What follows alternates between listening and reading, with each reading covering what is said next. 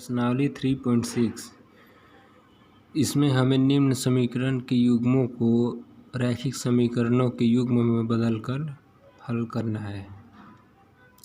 आप देख सकते हैं इसमें सभी प्रश्न भिन्न के रूप में हैं, अर्थात सभी चर अंश बटा हर के रूप में दिया गया है। तो हमें इनके भिन्न के रूप को बदल देना है, तब इसको हल करना है। आइए एक उदाहरण के रूप में समझते हैं। प्रश्न संख्या 2।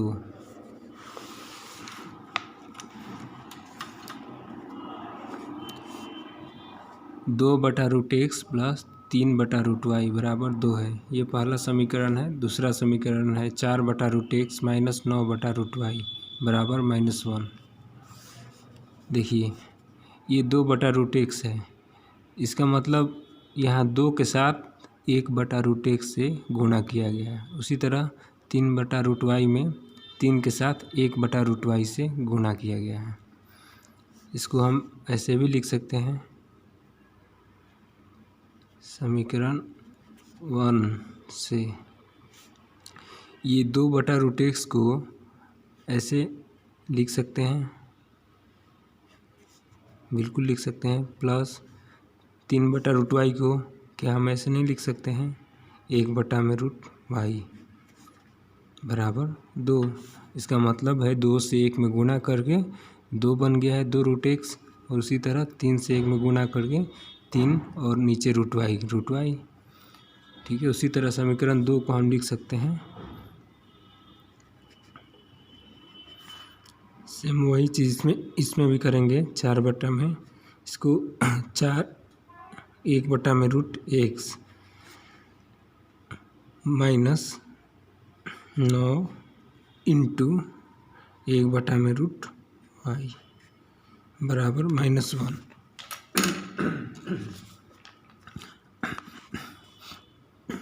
अब देखिए यदि 1 बटा रूट एक्स और 1 बटा रूट वाई आपको दिख रहे होंगे कि दोनों समीकरण में 1 बटा रूट एक्स और 1 बटा रूट वाई दोनों में मिल रहा है। तो यदि 1 बटा रूट एक्स को यदि हम एक सिंगल कोई चर के रूप में मान लेते हैं और उसी तरह 1 बटा रूट वाई को कोई एक दूसरा चर मान लेते हैं, तब हमें ये भिन्न के रूप में यहाँ से ये पद समाप्त हो जाएगा, तब ये एक पद में बनेगा। ऐसे लिखेंगे 1 बटा में रूट एक्स माना 1 बटा में रूट एक्स बराबर ए, तथा 1 बटा में रूट वाई बराबर बी। तब हम लिख सकते हैं,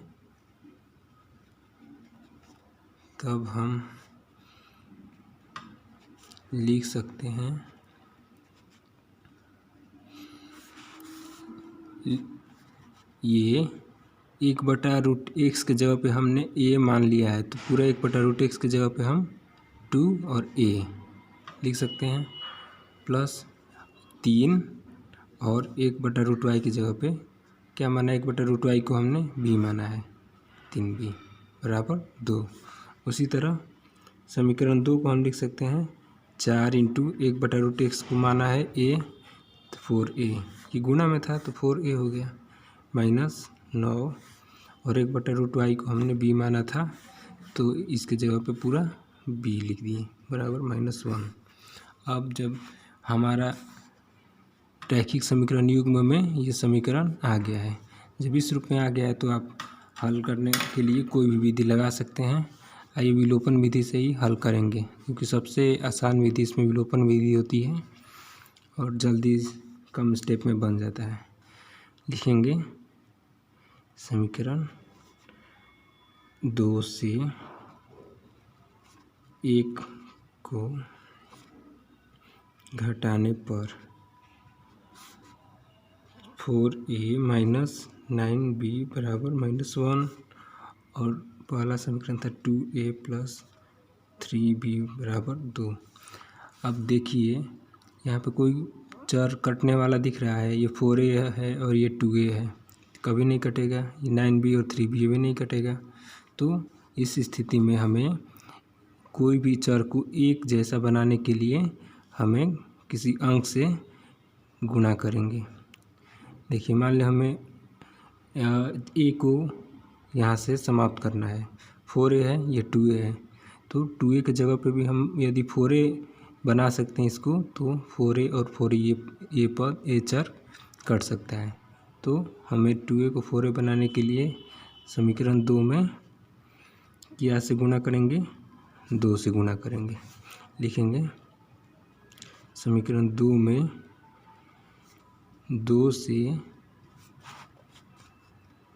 गुणा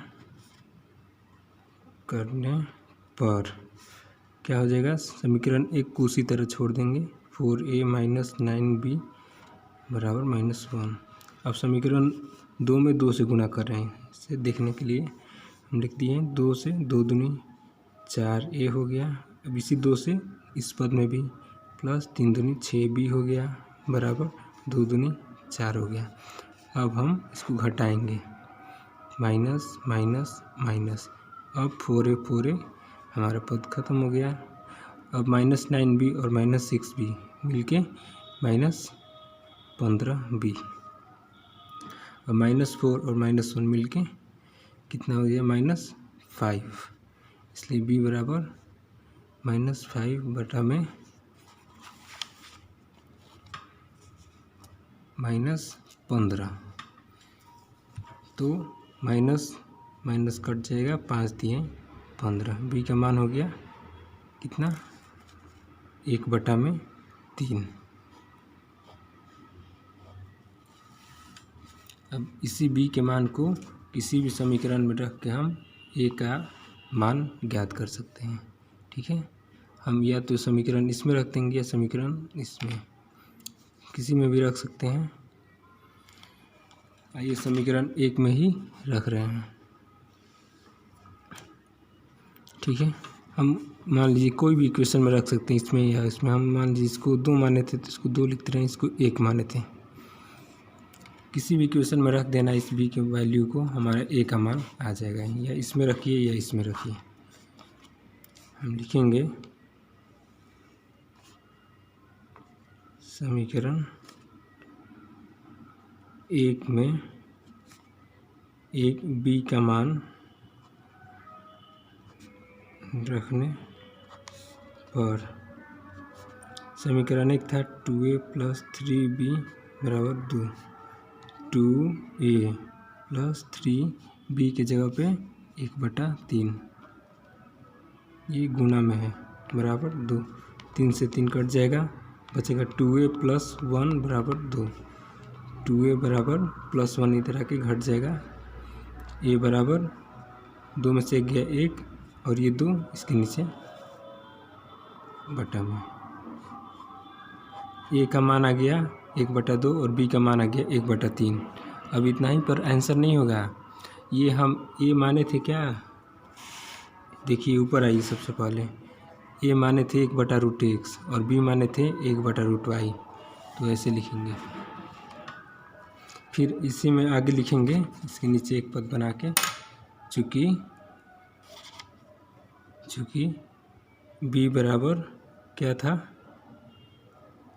b बराबर था 1/√x, इसलिए b की जगह पे 1/√x लिख देंगे। 1/√x बराबर 1/3। तो ये आगे स्टेप में इसको ले जाएंगे। ये √x 1 से गुना होगा और 3 1 से गुना होगा, तो बन जाएगा √x एक तरफ और 3 एकम 3 एक तरफ। तो x बराबर क्या हो जाएगा, आपको याद होगा वर्गमूल में का ये नियम, यदि बराबर के एक साइड में किसी संख्या के ऊपर वर्गमूल होती है तो उस वर्गमूल को हटाने के लिए हमें दूसरी तरफ भेजते हैं, तो वो वर्गमूल दूसरी तरफ जो संख्या होती है उसका स्क्वायर में वर्ग में बदल जाती है। तो रूट इधर आएगा तो 3 का स्क्वायर हो गया, x बराबर 9। ठीक है, ये हमारा अंतिम परिणाम मिला, x का मान 9। उसी तरह 1 बराबर 1/2 से हम निकालेंगे, चूँकि a बराबर क्या था, 1/√y माने थे। ठीक है, तो हमारा जो ये आया था a की जगह पर हम लिख देंगे 1/√y बराबर 1/2। उसी तरह रूट वाई एकम रूट वाई और 2 एकम 2,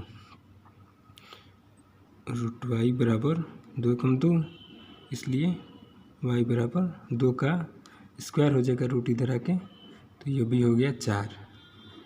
यही 2 आंसर हमें मिला। ये जाके कंप्लीट सॉल्यूशन होगा। इसी तरह आप सब प्रश्न में बना सकते हैं। सभी प्रश्नों में उसी तरह आपको ये क्वेश्चन नंबर 4 में 5/x-1 है और 1/y-2 है। यहाँ 5 को अलग करेंगे और 1/x-y को मानेंगे a और 1/y-2 को b। उसी तरह 1/x-1 को a और इसको 1/y-2 को b। तो ये पहला क्वेश्चन हो जाएगा 5a + 1b बराबर 2। उसी तरह से ये बनेगा, मान रख देंगे तब 6a - 3b बराबर 1। आप लोग बनाकर भेजिए मुझे, ठीक है।